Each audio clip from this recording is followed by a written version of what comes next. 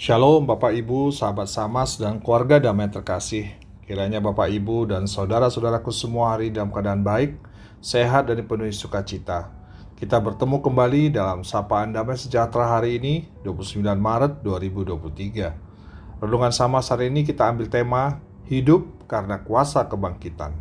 Mari kita berdoa sebelum kita bersama merenungkan firman Tuhan. Bapa Surgawi, kami bersyukur untuk kebaikan Tuhan dan penyertaan-Mu sampai hari ini. Engkau memberikan kami kesehatan dan Engkau berikan kesempatan untuk kami masih bisa mendengar dan merenungkan sapaan firman-Mu. Urapi hati dan pikiran kami dalam kami memahami kebenaran akan firman-Mu Tuhan. Amin. Bapak Ibu keluarga damai yang terkasih, bacaan Samas kita hari ini diambil dari kitab Injil Matius 22 ayat 23 sampai 33. Demikian firman Tuhan.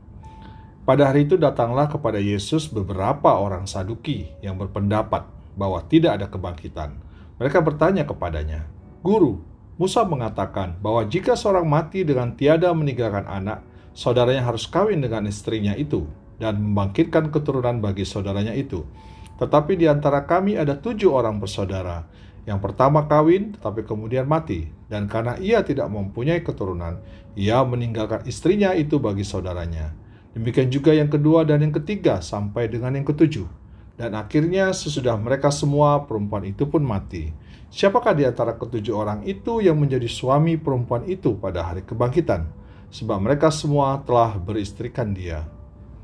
Yesus menjawab mereka, "Kamu sesat, sebab kamu tidak mengerti kitab suci maupun kuasa Allah.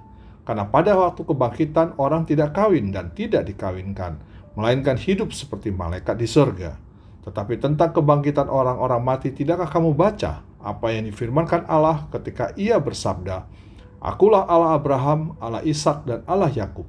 Ia bukanlah Allah orang mati, melainkan Allah orang hidup." Orang banyak yang mendengar itu takjub akan pengajarannya. Bapak Ibu, siapakah orang Saduki itu? Mereka ini adalah pemimpin agama Yahudi yang sebagian terdiri dari imam-imam. Mereka mendasarkan pengajarannya hanya pada kelima kitab Musa dan tidak percaya pada kitab suci yang lain. Pemahaman mereka yang mendasar adalah mereka tidak percaya adanya kebangkitan. Mereka hanya percaya bahwa manusia setelah mati selesai dan tidak ada kebangkitan orang mati. Karena itu orientasi hidupnya tertuju pada perkara kehidupan duniawi saja. Orang Saduki juga tidak percaya adanya malaikat. Mereka orang-orang Saduki ini adalah orang-orang penting yang secara agama dan politik sangat terpandang. Mereka dihormati oleh para pemimpin politik baik yang di dalam Israel maupun yang di luar Israel. Mereka sukanya berdebat dengan golongan yang lain, yaitu golongan Farisi tentang hal-hal agama, tentang kebangkitan, yang dalam hal ini juga dipercayai oleh orang Farisi. Golongan Saduki ini adalah kelompok high class, Bapak Ibu, di dalam bidang politik dan akrab dengan para petinggi. Dibandingkan golongan Farisi yang merupakan kelompok yang menjangkau lebih banyak rakyat biasa, rakyat rendahan, namun punya posisi lebih kuat karena jumlah orang Israel yang mereka pengaruhi lebih banyak sehingga lebih banyak pengikutnya dibandingkan orang Saduki.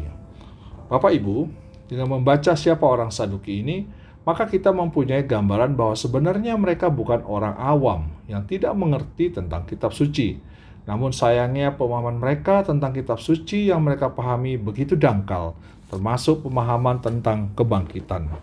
Percakapan orang Saduki dengan Tuhan Yesus dalam Matius 22 ayat 28 tadi, laksana pertanyaan yang juga ingin mengarah dan menyatakan kepada banyak orang bahwa ajaran Farisi adalah salah dan sekaligus menguji dan merendahkan ajaran Tuhan Yesus.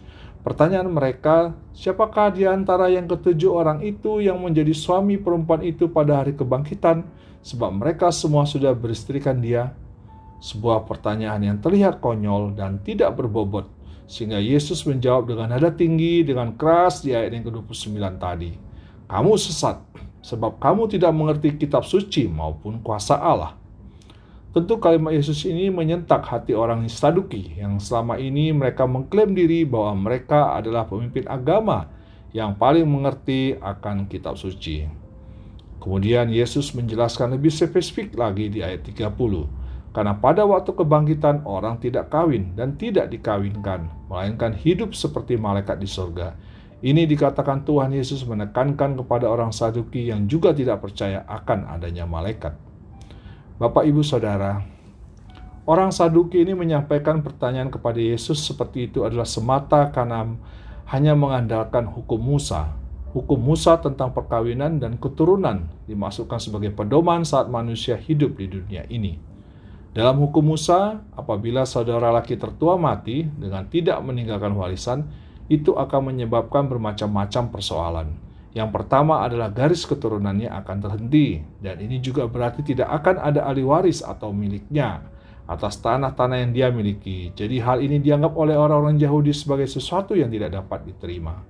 Oleh karena itu, saudaranya akan mengawini istri saudaranya yang telah mati itu, dan anak-anak dari istrinya yang ini akan dianggap anak-anak dari saudaranya itu, bukan dirinya sendiri.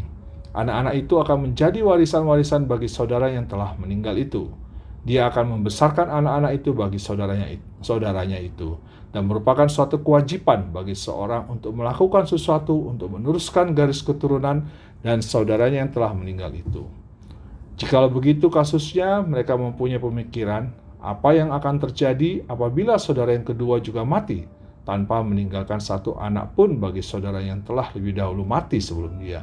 Dan demikian juga sampai kepada saudara yang ketujuh.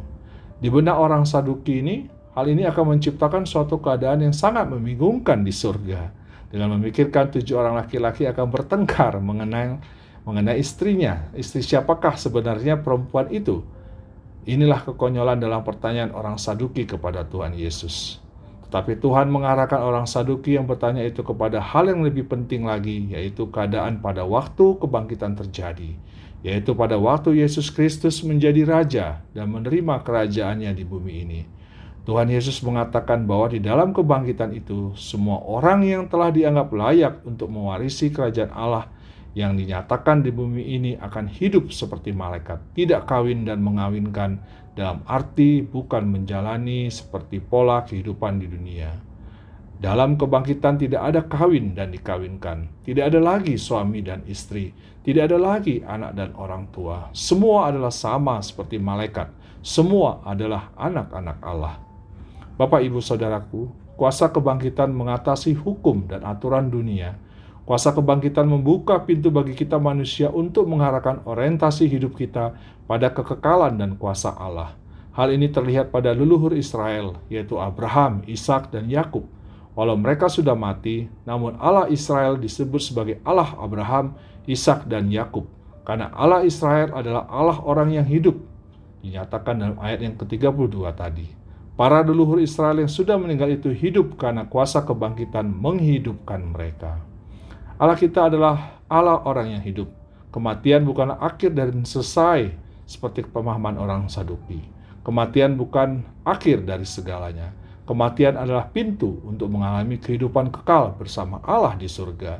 Namun tidak jarang kita yang mengakui dan meyakini bahwa ada kehidupan kekal, bahwa ada kebangkitan dan keselamatan kekal, ternyata masih berpikir seperti orang-orang Saduki. Kita membayangkan kehidupan dalam kebangkitan itu seperti kehidupan sekarang. Ada orang tua, atau anak, atau suami, atau istri. Ada orang-orang yang disayang, bahwa mereka akan berkumpul lagi sebagai satu keluarga, dan sebagainya. Allah kita adalah Allah orang hidup. Kehidupan setelah kematian, kehidupan dalam kebangkitan adalah kehidupan bersama Allah.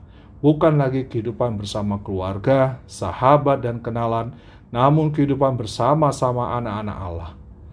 Bapak, Ibu, Saudara, tidak lama lagi kita akan merayakan kebangkitannya. Kebangkitan Tuhan kita Yesus Kristus dari kuasa maut. Kebangkitan Yesus menegaskan betapa kuasa Allah tidak berhenti saat kematian, sebab ada kebangkitan dan hidup yang kekal. Karena itu, sudah menjadi keharusan bagi setiap orang percaya mengarahkan hidupnya pada kesadaran kuasa kebangkitan dan kekekalan. Mari kita siapkan hati untuk menyambut dan merayakan kebangkitannya. Amin. Mari kita berdoa. Bapa dalam surga, terima kasih untuk sapaan firman-Mu hari ini Tuhan, untuk kami memahami akan kuasa kebangkitan yang mengarahkan kami pada kekekalan. Kami bersyukur punya Allah yang hidup seperti Engkau ya Tuhan. Dalam nama-Mu Tuhan Yesus kami berdoa. Amin.